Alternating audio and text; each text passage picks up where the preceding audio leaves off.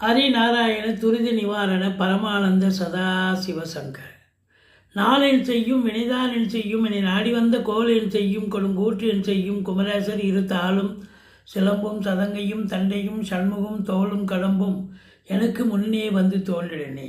ஓம் அனுமந்தாய வித்மகே வாயு புத்திராய தீமகே தந்தனோ மாருதி பிரச்சோத்யாத் பட்டீஸ்வரம் ஸ்ரீ விஷ்ணு துர்க்கையே போற்றி. உலகெங்கிலும் வாழ்ந்து கொண்டிருக்கும் ஸ்ரீராம் ஆஸ்ட்ரோ யூடியூப் சேனல் நேயர்களுக்கு டாக்டர் சைதை ராஜாவின் அன்பான வணக்கங்கள், வாழ்த்துக்கள். நாம் இப்பொழுது இந்த எபிசோடில் வார ராசி பலன்களை பார்க்க போகிறோம். நவம்பர் 16 முதல் 22 தேதி வரைக்கும் உள்ளடக்கிய நாட்களுக்கு கிரகங்கள் ஒவ்வொரு ராசிக்கும் எப்பேற்பட்ட பலன்களை வழங்கப் போகிறது என்பதை பார்க்கலாம் வாங்க. அதற்கு முன் எங்களுடைய சேனலை பார்த்து கொண்டிருக்கும் அன்பர்கள் இதுவரைக்கும் சப்ஸ்கிரைப் செய்யாதவர்கள் சப்ஸ்கிரைப் செய்து கொள்ளும்படி கேட்டுக்கொள்கிறோம். ரைட் சைடில் சப்ஸ்கிரைப் இருக்கும், பெல் பட்டன் இருக்கும், ரெண்டுத்தையும் ப்ரெஸ் பண்ணிங்கன்னா அடுத்த நொடியே எங்களுடைய வீடியோ உங்களை நோக்கி வர துவங்கிவிடும். 19/11/2025 புதன்கிழமை சர்வ அமாவாசை திதி வருகிறது. இந்த வாரம் நம்ம ஒரு முக்கியமான தகவலை நம்மளுடைய ஸ்ரீராம் ஆஸ்ட்ரோ சேனல் நேயர்களுக்கு அன்பர்களுக்கு முக்கியமான தகவலை, அதாவது ஒவ்வொரு நட்சத்திரத்தில் பிறந்தவங்களும் எந்தெந்த சித்தர்களை வழிபாடு செய்தீர்கள் என்று சொன்னால் உங்கள் வாழ்க்கை வளமாகும் அல்லது வரக்கூடிய இடர்பாடுகள் விலகும் அப்படிங்கிற ஒரு நிலை இருக்குது. 27 நட்சத்திரத்துக்கும் நம்ம பதில் சொல்ல போகிறோம். நட்சத்திரத்தில் பிறந்தவங்களுக்கு ஒவ்வொருத்தருக்கும் எந்த ஜீவசமாதி சித்தர்களை வழிபாடு செய்தால் வாழ்க்கை வளமாகும் என்பதை விரிவாக சொல்ல இருக்கிறோம். எங்களுடைய பதிவை ஸ்கிப் பண்ணாமல் முழுமையாக பாருங்கள், பயன்பெறுங்கள். வாங்க ராசிக்குள் செல்லலாம். ரிஷப ராசி அன்பர்களுக்கு வணக்கம். ரிஷப ராசி காலபுருஷனுக்கு 2வது ராசி. கிருத்திகை 2, 3, 4 பாதங்கள், ரோகிணி, மிருகசீரிஷம் 1, 2 பாதங்கள் உள்ளடக்கியது. நவம்பர் 16 முதல் 22 தேதி வரைக்கும் உள்ளடக்கிய நாட்களுக்கு கிரகங்கள் இந்த ரிஷப ராசிக்கு எப்பேற்பட்ட பலனை வழங்கப் போகிறது என்பதை பார்க்கலாம் வாங்க. சூப்பராக இருக்குமா இல்லை சுமாராக இருக்குமா? முதல்ல உங்கள் ராசிநாதன் எப்படி இருக்கார் அதை பாருங்கள். சுவர் இருந்தால்னா சித்திரம் எழுத முடியும். ராசிநாதன் தன்னுடைய இன்னொரு வீடான துலாத்தில் ஆட்சி பீடத்தில் இருக்கிறார். இப்போ ராசிநாதன் நல்ல நிலையில் இருப்பது 6ஆம் இடம்தான், இருந்தாலும் தனது இன்னொரு வீடு ஆட்சி பீடத்தில் இருக்கிறார் என்று சொன்னால் கௌரவம், புகழ், அந்தஸ்து, செல்வம், செல்வாக்கு, தன்னம்பிக்கை ஏற்படக்கூடிய ஒரு அற்புதமான ஒரு வாரம். இது ஒன்றே போதுங்க, நீங்கள் 50% ஜெயிச்சாச்சு. ராசிநாதன் நல்ல நிலையில் இருக்கார். சுக்கிரனுடைய ஆதிக்கம் நிறைந்த அன்பர்களுக்கு எதெல்லாம் எந்த ஒரு விஷயங்கள் காரியங்கள் தடைப்பட்டனவோ அதெல்லாம் இப்போ எடுத்து சக்ஸஸ் பண்ணுவீங்க. அதான் நடக்க போகுது. அதுலேயும் குறிப்பாக 3ஆம் இடத்துல குரு பகவான் இருக்கார். அற்புதங்கள் நடக்க போகிறது. நீங்கள் எடுக்கிற முயற்சி பெரிய வெற்றியை தேடித்தரும். கண்டிப்பாக நீங்கள் செய்வீங்க, வெற்றி பெறுவீர்கள் என்று சொன்னால் மிகையாகாது. சரி, எனக்கு 10ஆம் இடம் எப்படி இருக்கிறது? தொழில் ஸ்தானம் எங்கள் ராசிக்கு எப்படி இருக்கிறது? இந்த ரிஷபத்துக்கு 10ஆம் இடம் ராகு அமர்ந்திருக்கிறார். சூப்பர். 10ல் ஒரு பாவியாவது இருக்கணும், இல்லை பாம்பாவது இருக்கணும்னு சொல்லுவாங்க. கடைசி கட்டம் எம்டி வேக்கண்ட் லேண்டாக இருக்கக்கூடாது. இப்போ ராகு இருக்கிறார் அப்படின்னும் பொழுது அவர் பிரம்மாண்ட நாயகன்னு பேர். நீங்கள் தொழிலை ஏனோ தானோன்னு தொழில் இன்ட்ரெஸ்ட் இல்லாமல் ஏதோ ஒரு இதுக்காக நீங்கள் வேலை பார்க்குறீங்க, தொழில் பண்ணுறீங்கன்னு சொன்னால் நீங்கள் வாங்க உங்கள் அலுவலகம் உங்கள் தொழில் சார்ந்த இடத்துக்கு உங்கள் கடைக்கன்னிக்கு இருக்கிற கஸ்டமர் உங்களுக்கு நல்லது செய்வாங்க. சார் என்ன சார் தொழில் பண்ணீங்க, நாங்கள் காசு தரோங்க. நண்பர்கள், உறவினர்கள், உங்களுடைய வாடிக்கையாளர்கள் இவங்கெல்லாம் நாங்கள் காசு தரோம், நீங்கள் தொழில் நல்லா பண்ணுங்கள், இன்னும் அந்த இடத்துல தொழில் இன்னும் நல்லா டெவலப் ஆகுங்க அப்படின்வாங்க. சரி, நம்ம அவங்க சொல்வது மட்டும் இல்லை, செயலிலும் காண்பித்து ஒவ்வொருத்தரும் என்ன தொகையோ கொடுத்துட்டு போவாங்க. அதுவே உங்களுக்கு பெரிய அமௌண்ட்டு வசூலாகும். அப்போ அந்த அமௌண்ட்டை வச்சு நீங்கள் என்ன பண்ணுவீங்க? ஐயோ, எல்லாம் நம்ம தொழிலை நம்பி தான் கொடுத்துருக்காங்க, தொழிலில் போடணும்னு அப்படியே போடுவீங்க. களைகண்ணி வச்சுருந்தா பொருட்களை வாங்கி அடுக்கி ஷோ மாதிரி பெரிய லெவலில் அடுக்கி வைப்பீங்க. வழக்கமாக வர்ற கஸ்டமர்களுக்கு பெரிய ஆச்சரியமாக இருக்கும், என்ன ஒரு சும்மா 4 தான் அடுக்கி வச்சுருப்பார், ஃபுல்லாக அடுக்கி வச்சுருக்காரு அப்படின்னு. ஸோ கடையே ஒரு லுக் இருக்கும், ஒரு அவுட்லுக் ரொம்ப ரொம்ப அற்புதமாக இருக்கும். அப்போது வரக்கூடிய கஸ்டமர் நம்பி இதை வாங்கலாம் அதை வாங்கலான்னு வாங்குவாங்க, எல்லாமே விற்று போயிடும். ஸோ அப்படி இந்த ராகு 10ல் இருந்தாலே உங்களுக்கு பிரம்மாண்ட நாயகன்னு சொல்லியிருக்கோம். தொழிலில் வளர்ச்சி, இரட்டிப்பு வளர்ச்சியை ஏற்படுத்தி தருவார். அதுதான் அங்கே பெரிய பேச்சு. 9ஆம் இடத்தை குரு பார்க்குறார். 9ஆம் இடத்தை குரு பார்த்தா இது மாதிரி கேட்குற இடத்துல நீங்களே கேட்க வேணாம், அவங்களே கொண்டாந்து கொடுப்பாங்க. அப்படி மீறி கேட்டிங்கன்னா கேட்குற இடத்துல காசு கிடச்சிரும், காசு பணம் உங்கள் கைக்கு வந்துடும், தொழிலில் போடுவீங்க. சரி, தொழில் சிறப்பாக செல்லும், ரெட்டிப்பு வருமானம் வருது, சந்தோஷம். உத்தியோகம் பார்க்குறேங்க நாங்கள், எங்களுக்கு எப்படி இருக்கும்? உங்களுக்கு பாருங்கள், செவ்வாய் 4ஆம் பார்வையாக 10ஆம் இடத்தை பார்க்குறார். செவ்வாய் தான் அரசு காரகன். செவ்வாய் நல்லா இருந்தாலே, செவ்வாய் குரு பார்த்தாலே அரசு உத்தியோகம் கிடைக்கும்னு சொல்லுவாங்க. சூரியனும் அரசு சம்மந்தப்பட்ட இது தான், ராஜகிரகங்கள் தான்.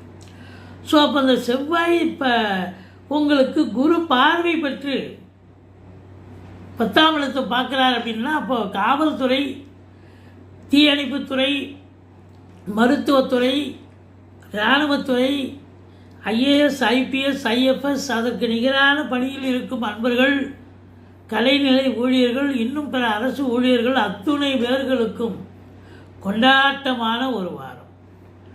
உங்கள் சலுகைகள் அனைத்தும் பூர்த்தியாகும். நீங்கள் டிரான்ஸ்ஃபருக்காக காத்திருக்கிறீங்க, டிரான்ஸ்ஃபர் கிடைக்கும். ப்ரமோஷனுக்காக காத்திருக்கிறீங்களா, ப்ரமோஷன் கிடைக்கும். இல்லை ஒரு இன்க்ரிமெண்ட் விட்டு போச்சு, அது எனக்கு வரலை, அது முயற்சி பண்ணிங்கன்னா அது கண்டிப்பாக அதுவும் சாஸ்வதமாகும்.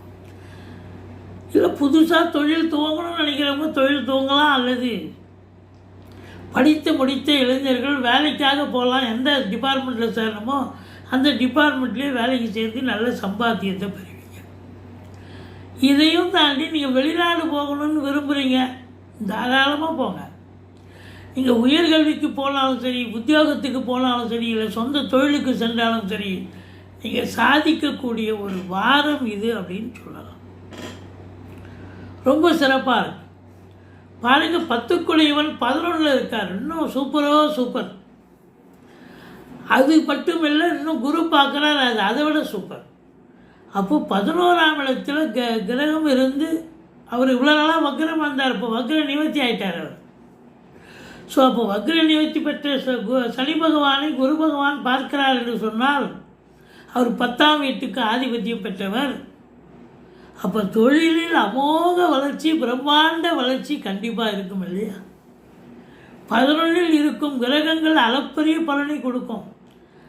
அப்போ தொழிலில் நீங்கள் பெரிய சம்பாத்தியத்தை பார்க்க போகிறீங்க, ரெட்டிப்பு வருமானத்தை பார்க்க போகிறீங்க. பல மழை பொழிய போகிறது, கோடீஸ்வர யோகம், குபேர சம்பத்து, இதெல்லாம் கண்டிப்பாக கிடைக்கும். சரி, குடும்பம், மனைவி, இந்த அமைப்புகள் எப்படி இருக்கின்றன? மனைவி அப்படின்னும் பொழுது இல்லை மனைவி ஸ்தானம், இல்லை மனைவிக்கு கணவன் ஸ்தானம் 7ஆம் இடம், செவ்வாய் ஆட்சி பீடத்தில் இருக்கிறார், குரு பார்வையில் இருக்கிறார். வாழ்க்கை துணை அல்லது மனைவியால் யோக பாக்கியங்கள் கிடைக்கக்கூடிய ஒரு வாரம். அவங்க இவ்வளோ நாளாக ஒரு ஈகோ இருந்திருக்கும், ஒரு கருத்து வேறுபாடு இருந்திருக்கும், சண்டை சச்சரவு இருந்திருக்கும், எல்லாம் விட்டு எல்லாத்தையும் மறந்துட்டு ஒத்துமையாக இருக்கக்கூடிய ஒரு காலம். அது மட்டுமல்ல, அவங்க பிறந்த வீட்டிலேருந்து லிக்விட் கேஷோ ஜுவல்ஸோ கொண்டு வருவாங்க. அதனால் ஒரு வருமானம் இல்லை, அவங்க வேலை பார்க்குற இடத்துல பதவி வரும், ஊதிய வரும் கிடைக்கும். அதில் வச்சு ஒரு சந்தோஷம், ஒரு நிலை இருக்கும் அப்படின்னு சொல்லணும். நண்பர்களுடைய வருகையால் நல்லது நடக்கும். நண்பர்கள் ஓடி வந்து உதவி புரிவார்கள். 7ஆம் இடம்னா நண்பர்கள் சிறப்பாக இருக்குது. உறவினர்களும் ரொம்ப அன்னோன்யமாக இருக்கக்கூடிய காலம். அவங்க வீட்டுக்கு நீங்கள் போக உங்கள் வீட்டுக்கு அவங்க வர, இதெல்லாம் சிறப்பாக இருக்கும். இதையும் தாண்டி உங்களுக்கு 7ஆம் இடம் என்பது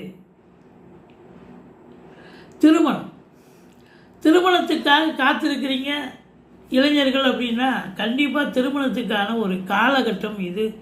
இந்த வாரத்தில் சட்டுப்பட்டு ஒரு நல்ல தகவல் வரும், உங்களுக்கு ஒரு நல்லது அமைப்பீங்க, நடக்கும். இதுதான் அங்கே இருக்கிற நிலம். சமூகத்தில் பேரு புகழ் அந்தஸ்து உயர்வடையக்கூடிய ஒரு காலம். ஏன்னா சூரியன் அங்கே இருக்கார், செவ்வாய் அங்கே இருக்கார், சூப்பராக இருக்காங்க, நல்லா இருக்கு. சந்திரனை வச்சு பார்க்கும் பொழுது 3 சந்திரன் 5ஆம் இடம், 6ஆம் இடம், 7ஆம் இடத்துல வரைக்கும் இருக்கார், குரு பார்வையில் இருக்கார். அப்போ நீங்கள் இளைய சகோதர சகோதரிகளால் நன்மைகள் இருக்கும், எடுக்கிற முயற்சி கண்டிப்பாக சக்ஸஸ் ஆகும் அப்படின்னு சொல்லலாம். ராசியை சனி பார்க்குறார், கொஞ்சம் டென்ஷனாக இருப்பீங்க, பரபரப்பாக இருப்பீங்க. ஏன்னா அதிகப்படியான ஒரு வேலை இருக்கும், வேலை பளு இருக்கும், வேலை பார்த்துக்கிட்டே இருக்கிறீங்க அப்படின்னா ஒரு டென்ஷன் இருக்கத்தான் இருக்கும். ஒரு சிலருக்கு தேக ஆரோக்கியத்தில் கூட பிரச்சனைகள் வரலாம். மற்றபடி 4 கேது இருக்குது, தாய் வழி சொந்தங்கள் அகென்ஸ்டாக இருப்பாங்க, தாய்க்கு தேக ஆரோக்கிய குறைவு ஏற்படும், மருத்துவ செலவுகள் வைக்கக்கூடிய நிலை, வண்டி வாகனங்கள் செலவு வைக்கும், உங்களுக்கே பிபி சுகர் எகிரி மருத்துவமனைக்கு செல்ல நேரிடும். அது மட்டுமல்ல, 5ஆம் இடத்தை சனி பார்க்குறார், பிள்ளைகளுக்கு இடர்பாடுகள் வரும், பூர்வீகத்திலிருந்து ஏதாவது பிரச்சனைகள் வரும். சீட்டாட்டம், race, lottery, speculation, share market போன்றவற்றில் ஈடுபாடு காட்டுபவர்கள் இந்த வாரம் கொஞ்சம் பண்ணாதீங்க. இதெல்லாம் உங்கள் கை காசு போயிடும். ஏன்னா ஆனால் அவங்களுக்கு 5ஆம் இடத்தை சனி பார்க்குது. சந்தோஷம் என்பது இருக்காது. ஏன் நம்ம வீட்டு காசை விட்டுட்டு நமக்கு சந்தோஷத்தையும் வந்து இழந்துட்டு டென்ஷனாக இருக்கணும். மற்றபடி குலதெய்வத்துடைய அனுகிரகம் பெற நீங்கள் குலதெய்வ வழிபாடு பண்ணிக்கிங்க. 4 கேது இருக்கிறதால ஓம் அமிர்த கேதுவே போட்டின்னு ஆயத்தெடுத்ததில் சொல்லுங்கள். ராகு 11 இருக்காது, 10 இருக்காது, இருந்தாலும் ஓம் அமிர்த ராகுவே போட்டின்னு சொல்லலாம், ஆயத்தெடுத்ததில் சொல்லலாம். நீங்கள் வணங்க வேண்டிய தெய்வம் அப்படின்னா இந்த துர்க்கை வழிபாடு பண்ணுங்கள், பிள்ளையாரை வழிபாடு பண்ணுங்கள். மற்றபடி இந்த வாரம் உங்களுக்கு சந்திராஷ்டமங்கள் இல்லை.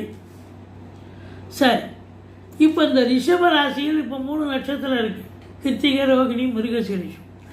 இந்த 3 நட்சத்திரத்தில் பிறந்தவங்க எந்தெந்த சித்தர்களை வழிபாடு செஞ்சால் உங்கள் வாழ்க்கை வளமாகும். கிருத்திகை 2, 3, 4 பாதங்களில் பிறந்தவர்கள் திருச்சி பக்கத்தில், திருச்சி அருகில் சிவபிரகாச சுவாமிகள் அப்படின்னு சொல்லிட்டு சித்தர் இருக்கார். நெட்டில் போனீங்கன்னா உங்களுக்கு கிடைக்கும். அவரை வழிபாடு பண்ணுங்கள், போயிட்டு ஒரு வழிபாடு பண்ணிட்டு வாங்க. வருஷத்துக்கு ஒரு தடவை அவரை போய் பாருங்கள், ரொம்ப நல்லது. இல்லை பார்க்க முடியல, அவருடைய திருநாமத்தையாவது உச்சரிங்க. அதாவது சிவபிரகாச சுவாமிகளே போற்றி, சிவபிரகாச சுவாமிகளே போற்றி அப்படின்னு சொல்லுங்க. ரோகிணி நட்சத்திரத்தில் பிறந்தவங்க எந்த சித்தரை வழிபாடு பண்ணலாம்? சிவகங்கையில் வாத்தியார் கோயில்னு ஒரு இடம் இருக்காப்புல.